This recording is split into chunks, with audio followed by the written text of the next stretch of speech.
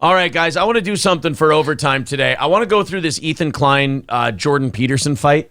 Okay. They had a really bitchy, cunty girl fight on Twitter. I like that. Remember the history between Ethan Klein and Jordan Peterson is Ethan had Jordan on his show back when Jordan was like this super interesting kind of righty, just coming on the scene against the gender stuff.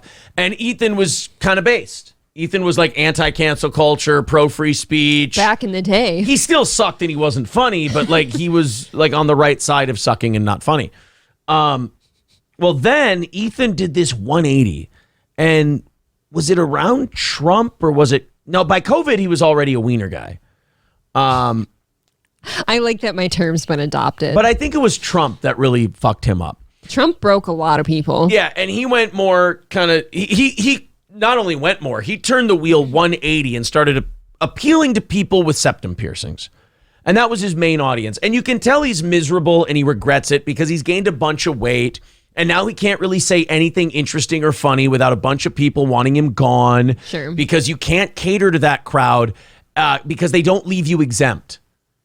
You know, they'll still report you. They'll try to destroy the thing they love. Right. It's gross. They'll still hate you at the end of the day. So now Ethan has to hate Jordan Peterson. And a while back, he was talking about how problematic Jordan Peterson was and was trashing him. And Jordan Peterson tweeted him back and was like, hey, you were really nice to me when I was on your show and we got along really great. And now you're just being a cunt to me. What's the deal? And Ethan was kind of a little snitch boy cunt about it. Mm.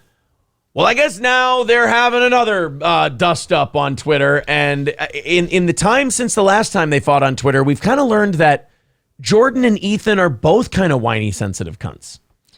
Yeah. So it'll be interesting to see them go at it again. They both complain. Yeah. A metric ton. Jordan Peterson did this post not long ago about like, never do a haters post. Never do a post where you're like, and these haters are this and they're that. And here's how you deal with that. You go, I love people who hate me. They seem to be fans. They give attention. I love it. Mwah. Thank you. You're not supposed to care about the haters. Because the one thing someone who hates you can't deal with is you having a good time with it. Jordan Peterson walks right into the trap every time. And he's like, these people are hateful and they're damaging and they're toxic and this and that. And you can't be right-wing free speech guy and then cry and complain and use words like toxic and gaslighting and shit like that. Because the people that like you are going to think you're a pussy. And then the people who already think you're a pussy are going to pick on you more. So you have to laugh with them. And then they're like, well, this isn't fun. They're in on the joke. Jordan, I guess, and Ethan were both being kind of cunty the other day. And it led to a little back and forth on Twitter. This is from Too Lazy to Try. I love his YouTube channel. Good. I think he does a great job. And since this one is, I think, text only, I think we can just play the whole video. Subscribe to Too Lazy to Try. Their history, Ethan had Jordan on his podcast back in the day, and it seemed like Ethan enjoyed talking to him. He agreed with a lot of the stuff he was saying. I think he even had him on a couple times, and it seemed like they were friendly with each other. And then... This was the tweet. Years ago, I interviewed Jordan Peterson before I was very familiar with his politics, a.k.a. before Ethan's politics changed. Yeah. You obviously know who the person is if you're interviewing them. He was an interesting guest who I enjoyed sitting with, but especially now I can see he's a dangerous gateway to alt-right transphobia and COVID misinfo. I removed both interviews today. That was only a year ago that happened. Ethan did a complete 180, went full SJW, and he decided to delete those podcasts, and now he spends a lot of time making fun of Jordan. And once in a while, he'll try to get a back and forth with him going on Twitter. You know, he'll try to get his attention. And the other day, he did that, and it worked. So Sam Seder was, shitting on Jordan Peterson. Mm-hmm. Sam Seder, a podcast host, a left-wing podcast host, who's friends with Ethan. Ethan has used him before to kind of, trap Crowder? Yep, he sure has. Crowder and Ethan were going to debate, and then Crowder said on his show, he recorded it too because he thought Ethan would pull some shit, and he goes, watch, he'll bring like Sam Seder on or something as we begin. And then Ethan did it, and Crowder's like, oh, fucking Sam Seder. It's not even you. So Sam Seder and Jordan Peterson went at each other on Twitter, and Ethan decided, well, he's going to jump in and like try to stir some shit up. Jordan was going back and forth with Sam Seder originally, and then Ethan jumped in and said, debate Sam Seder. And Jordan responded, he said, Ethan, there was a time when I would have taken your suggestion seriously, but your behavior in relation to me has been worse than Mr. Seder's and even more inexplicable. Okay, this is where Jordan Peterson fucks up. Don't respond. No. Don't this respond. Doesn't go well. It just said debate Sam Seder. Mm-hmm. Jordan Peterson is one of these guys who's never heard the term pick your battles. Debate Sam Seder is not something you want to have a fight about. No. Because it's nothing. Yeah, there's two options on debate Sam Seder. Yes or no. Don't answer it. Because any answer you give other than yes or no is going to make you feel like you're kind of being a bitch about it. Yes, you're going to sound whiny. So just let Ethan Klein say debate Sam Seder. Because guess what? Ethan's people are going to say that you're scared and whatever, and your fans are going to say that it doesn't warrant a response. So just don't say anything, and everybody goes back to the way it was. But Jordan has kind of become, I think he's going through menopause or some kind of weird thing where he gets very emotional lately. Yeah. And this is, and then tries to fight all his battles on Twitter. He's eating a lot, eating his feelings. Yeah, and a lot of, tech punches, if you will. And then Ethan responded, he said, Jordan, as old friends, I think we should discuss it in person anytime on my show or yours. Even a Zoom call would be terrific. It would be a great and productive conversation. Please consider it. Doesn't it just come off as passive-aggressive and cunty when Ethan does that? To me, it came off as like a money and numbers grab because he had just got done saying last year, like, hey, I don't agree with this guy. I've removed everything with him. This is completely dishonest, obviously. But like Jordan, as old friends, when he knows he's been a cunt to him for a year now and everything else. Ethan is, hold on, let me take my pill. Did you take the certain version? I took a certain version, yeah. Okay. Ethan is very manipulative and passive aggressive. There. So this tweet seems more of like a joke, or he's trying to set Jordan up, especially to say this right after you told him to debate Sam Seder. Like if he was actually being serious here and being honest, like he actually wanted to have a productive conversation, it's probably not the best time to bring it up right after you mention him debating Sam. Oh God, I'm stupid. Yeah, too lazy to try is right. That was obviously he was doing the Crowder setup.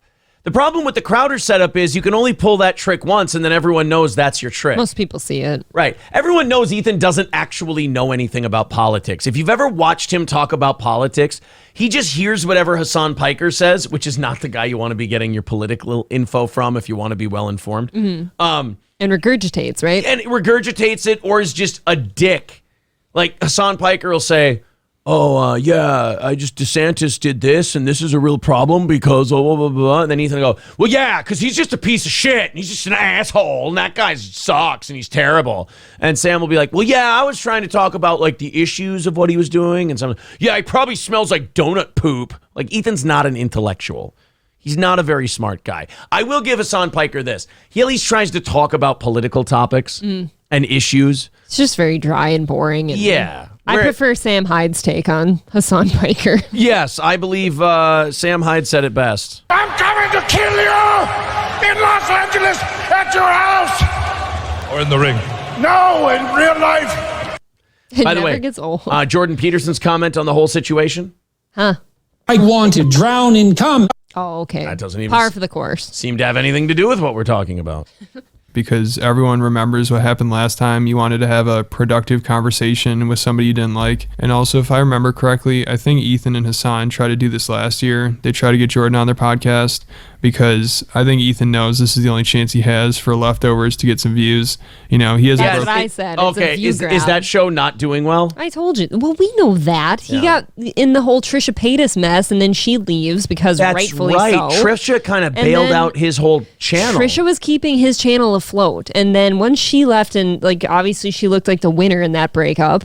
Yeah. Like people started leaving, and by all means, he still has a lot of viewers, which is great, but he lost a lot. Do you know how you win a breakup with Ethan Klein?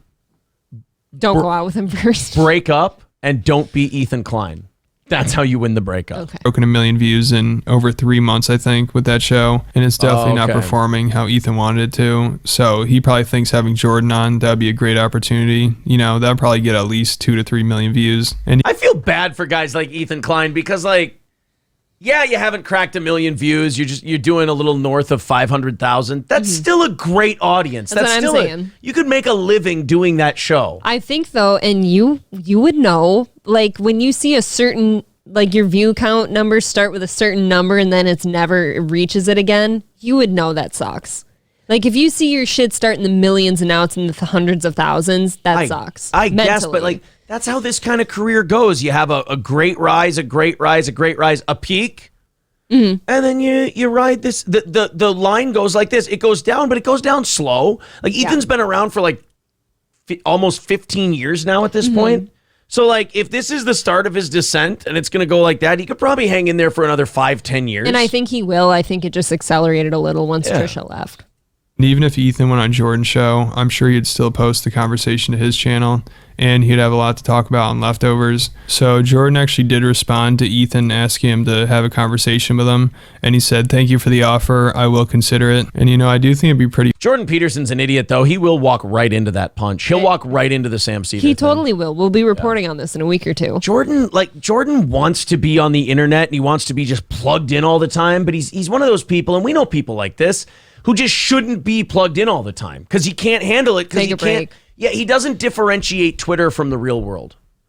He thinks Which is dangerous, let's be honest. he thinks Twitter interactions should be like a conversation in a coffee shop, where everybody's being reasonable and intellectual. And no, you're not sitting in front of a fireplace. It's a fucking cesspool. And you take it seriously. The worst of the worst people are on there. Yeah. You can't take them It'd be funny if seriously. this podcast actually went down, but how do you trust Ethan? I mean, there's no way don't. he would actually go into this debate alone. If he says he's going with Hasan, then I could kind of see that happening. But if it's just him, no chance. I can't imagine he'd actually debate Jordan Peterson just one-on-one. Ethan doesn't know anything about anything he's talking about. Like, No, Ethan would be Ethan's- word salading his way through. Look at Ethan. He's a lazy guy, and he's probably lazy in every aspect of his life. I mean, his body type says a lot about what kind of person he is, but it does. His body type is goo. Yes, it's pizza rolls. And The microwaved one. doesn't he eat like whole pizzas? Somebody Yeah, said. he's talked about it. How he's probably like why- bragged about eating several whole frozen pizzas in a night. That's probably why he has those burps. Which is interesting to me because Hila Klein, his wife, is like tiny. Yeah, Like, does he eat all of her food too? I think he does, yeah. She's thin. He eats the placenta not because it's healthy, but because it's just really hungry. He sees red meat and he has to eat it. Just tears into the umbilical cord. Like a lion on the Is it Serengeti. kosher though? Ooh, that's a good question. Come on. Well, it's all Jew blood, right? So it should all be okay, right? Yeah. Eat your own. It's wasteful. Shit and all. Yeah, it's wasteful if you don't. So anyway, It's good fiber. yeah, exactly. Ethan, his body type tells you everything about him intellectually too. He's a lazy guy. He's not looking up stories and the news and reading deep into it and finding out what's going on. So if he went in there with a Jordan Peterson, he'd get fucking crucified. Check it out. So you're going to either have to talk to Hasan Piker or you're going to get ambushed by Sam Seder. True. How many fat people do you know that are extremely intelligent? I guess like he's dead now, but Christopher Hitchens wasn't the skinniest guy, and he was really smart. I'm trying to draw lines here between your like physical appearance and mental capacity. Boy, that's a good point. You know what I mean? Like a lot of overweight people tend to be lazy. Well, I guess the problem with that is like TV and like visual mediums tend not to put people who are like fat and not good looking on, so you don't see a lot of them. Not anymore. I bet you a lot of That's them. not true anymore. I guess Ethan Klein. What did we walk by in the mall yesterday? What did? Oh, the Victoria's Secret shit. God, that makes me sick every time I see it. It makes me sad they're promoting that. Yeah. He would definitely chicken out and have to bring in Sam Seder, which is too bad because I'd like to see this happen. Ethan and Jordan Peterson talking to each other. That would be hilarious. But Problem is, Ethan is a remarkably like dishonest guy. Like he's not a trustworthy, honest dude. He's a little schemy. He's a wiener guy, but he's fat. He's a fat wiener He's a guy. fat wiener guy. Yeah. He's like a little wiener, but if it had like fat on it, He's a it's not chode. like a meaty wiener, it's a fatty one. I just can't imagine Ethan's being sincere with this, saying it would be a great and productive conversation.